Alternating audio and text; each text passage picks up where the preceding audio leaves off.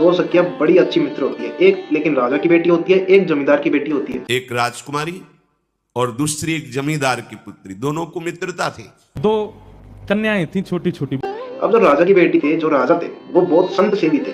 तो एक बार ऐसे ही उनके दरबार में एक महात्मा जी पधारे। एक दिन राजा के यहाँ भगवत प्रेमी महात्मा आए। वो खुद के ठाकुर जी के साथ पधारे। अब उन दोनों का भी मन ललचाया और एक बार महात्मा जी के पास गए हिम्मत दिखा के कि हमें भी आपकी तरह सेवा करनी है, हमें भी ठाकुर जी दो। तो महात्मा जी अगले दिन बाहर निकलते हैं और बाहर निकल के दो गोल गोल सुंदर सुंदर पत्थर लेके आते हैं और दोनों को थमाते हैं। बोलते हैं कि ये रहे अपने अपने ठाकुर जी, इनको अब जब जैसा मन करे वैसी सेवा करो, इनको खूब आनंद दिलाओ। अब जो राजकुमारी थी, उन्होंने अपने ठाकुर जी का नाम रखा शिल्पिले गोविंद। उनका नाम रखा शिल्पिले ठाकुर। लेकिन राजकुमारी अब बड़ी हो गई थी, उनका ब्याह तय हुआ। राजकुमार तो बड़ा संसारिक था, उसका ब्याह हुआ था, तो वो उसकी एक इच्छा थी, एक लालसा थी कि राजकुमारी के दर्शन हो। अब वो पालकी के थोड़े समीप जाता, राजकुमारी को उदास पाता, तो राजकुमार उदास होके एक नदी के पास अपनी सेना रुकवाता है, उनकी पालकी रुकवाता है। तो राजकुमार तभी भी यही देख रहा होता है कि वो राजकुमारी पेटी खोलती है, बंद कर देती है अपने शिल्पिले ठाकुर जी। राजकुमार को पता नहीं था कौन है कौन नहीं, लेकिन राजकुमार को इतना समझ में आ गया था कि जो भी दूरी है हम दोनों के बीच में, ये जो बॉक्स है, ये जो पिटारी है, इसी के अंदर जो है, इसी की वजह से हम दोनों में दूरी है। अब उसने समझ लिया कि पिटारी में जो कुछ है, यही हमारे और राजकुमारी के बीच में बाधा है। और राजकुमारी को बोलते हैं कि यही है ना हम दोनों के बीच में दूरी। राजकुमार ने ये कहते हुए नदी की तरफ वो बॉक्स, वो पिटारी फेंक दी। राजकुमार ने राजकुमारी से कहा, यही पेटी तो हमारे आपके बीच में बाधा, फेंक दी नदी में।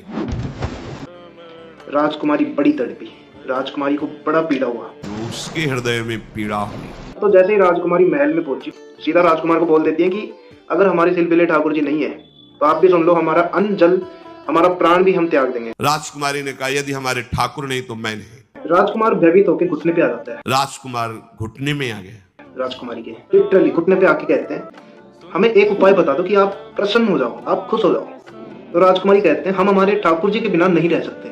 उस नदी के तट पे जाके बोलते हैं राजकुमारी को कि आपकी तो निष्ठा है अपने शिल्पिले ठाकुर, शिल्पिले गोविंद की तरफ, लेकिन अब आप भी हमें ये सिद्ध कीजिए कि उनकी भी निष्ठा है आपकी तरफ। जो ही राजकुमारी ने हाथ फैला के अंदर से जैसे ही प्रार्थना की कि गोविंद अब आपके बिना जी नहीं सकती, तो जल से सिंहासन सहित शिल्पिले भगवान उस पे विराजमान, जैसे कोई वायु के प्रवाह से तेज गति से आ रहा हो, वैसे तेज गति से एकदम आके राजकुमारी के हृदय से चिपक जाते हैं शिल्पिले भगवान। तो जल से सिंहासन सहित शिल्पिले भगवान जैसे कोई वायु के प्रवाह में आ रहा हो, ऐसे आए और छाती से चिपक गए।